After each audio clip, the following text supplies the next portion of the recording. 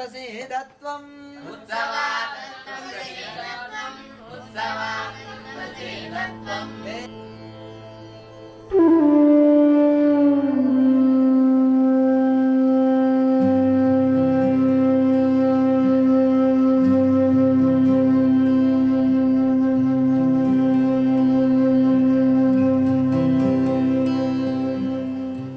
Olá, eu sou Roberto Martins e neste vídeo eu vou continuar a falar a respeito da pronúncia do sânscrito.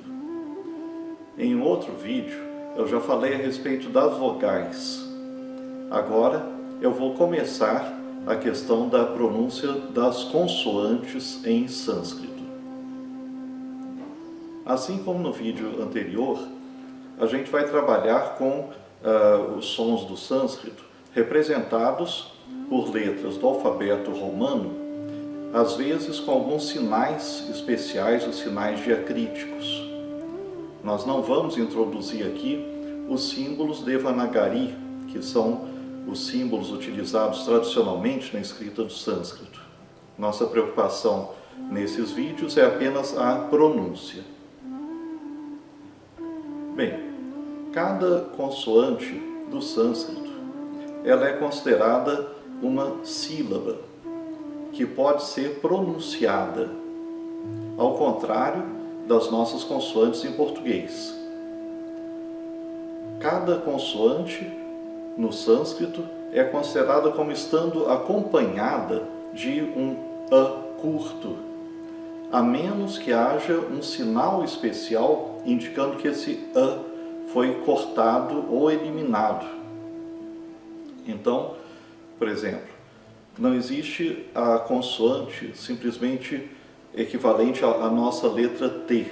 Existe o T, certo?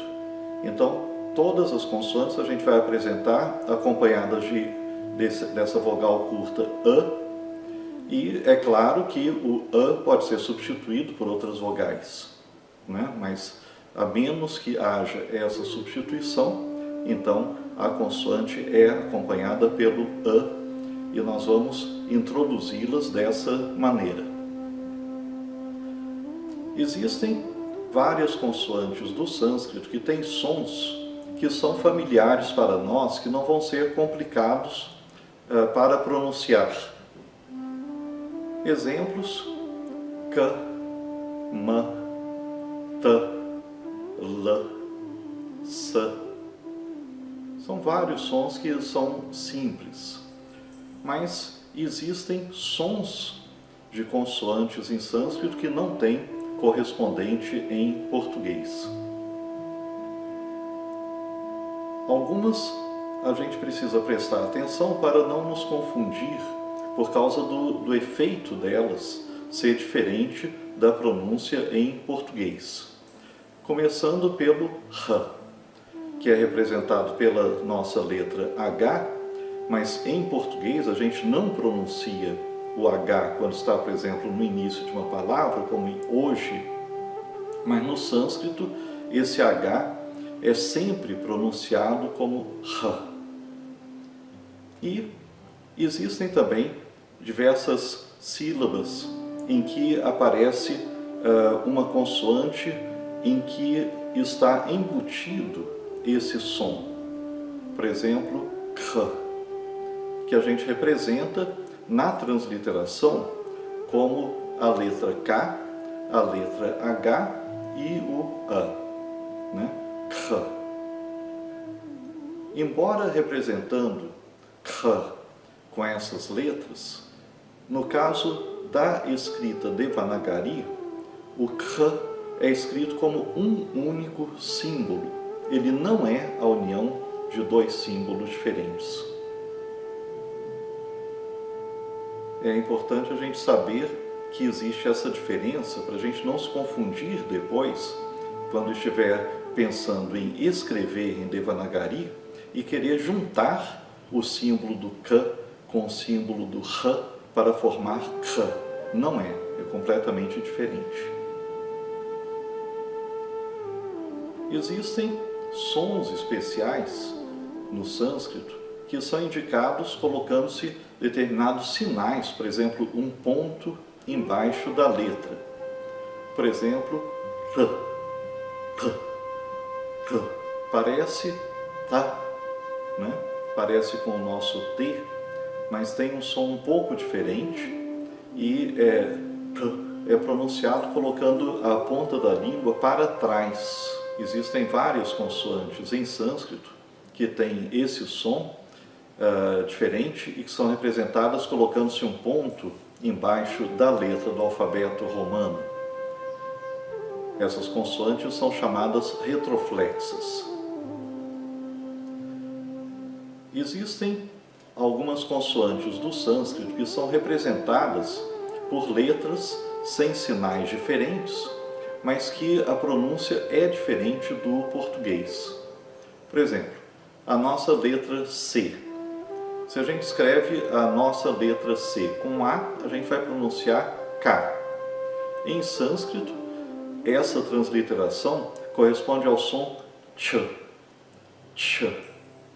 Então é como se fosse um T e um CH, Ch. E, por exemplo, na palavra chakra, ela é escrita na transliteração internacional como C-A-K-R-A. Não tem um H, chakra. Chit é outro exemplo, significa consciência, é simplesmente representado pelo C na transliteração.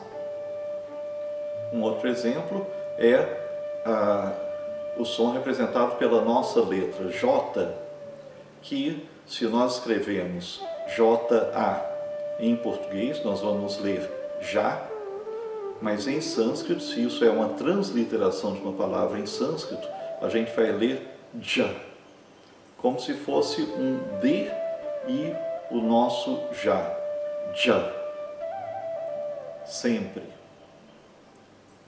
Então, é necessário a gente se habituar com algumas pronúncias especiais, alguns sons especiais, não se confundindo, porque apesar de não terem sinais especiais, sinais diacríticos, são pronunciados de uma forma diferente do português. Existem também sons que ocorrem no português e que não estão presentes no sânscrito. Por exemplo, os sons Fá, Já, Zá. Não tem nenhuma correspondência no sânscrito para esses sons. E não existem consoantes que tenham essas características do nosso Já, Fá e Zá. São sons que não existem. No sânscrito há uma riqueza de sons muito grande. Existem mais sons, mais fonemas diferentes, básicos, do que em português, o que vai significar uma dificuldade nossa para aprender tanto a ouvir, a reconhecer esses sons, como também para pronunciar. Por exemplo, nós temos em português 3 sons nasais, que são na, ma, nha.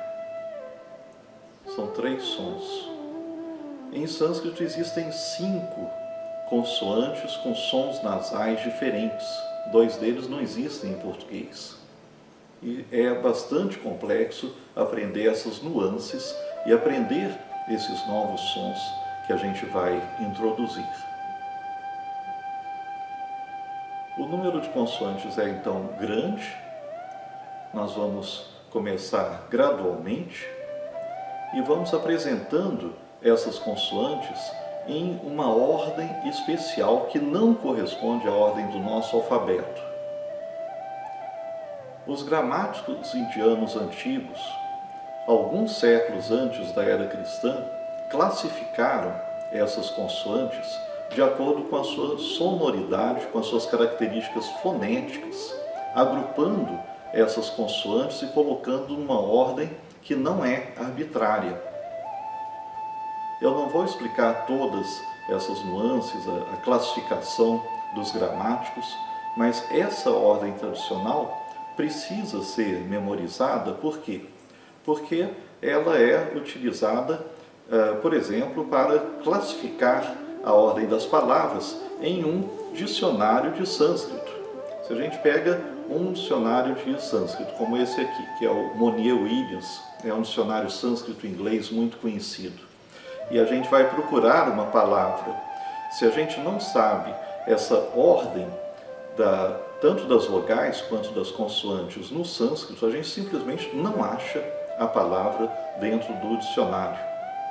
Ele não é classificado na nossa ordem alfabética. Também algum livro a respeito da cultura indiana. Às vezes o índice no final do livro é colocado nessa ordem do alfabeto sânscrito tradicional e não seguindo o nosso alfabeto, mesmo quando o livro é escrito num idioma como o inglês. Além disso, essa ordem dos fonemas é também fundamental para a gente entender a relação entre determinados Bidya mantras e os chakras.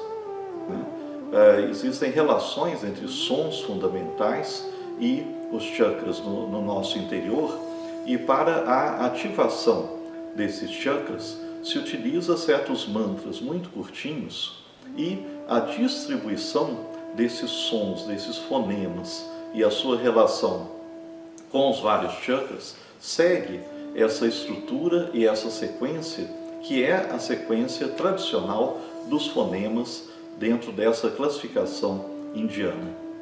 Então toda essa questão da sequência desses sons precisa ser aprendida e memorizada para facilitar uma série de coisas. We'll start with the 5 consonant groups. Ka, Kha, Ga, Gha, Nga. Cha, Cha, Ja, Jha, Na.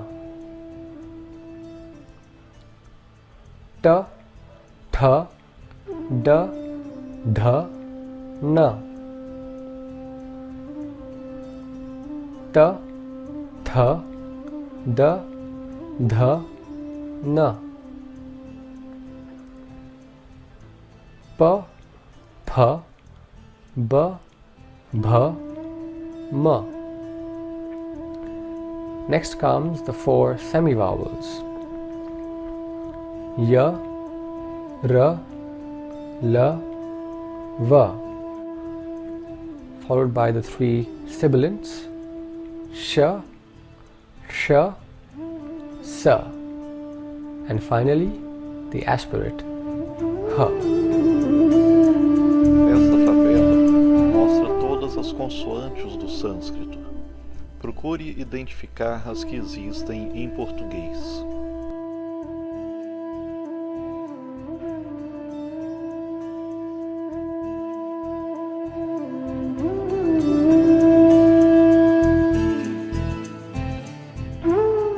No próximo vídeo, vamos começar a analisar o primeiro grupo de consoantes do sânscrito.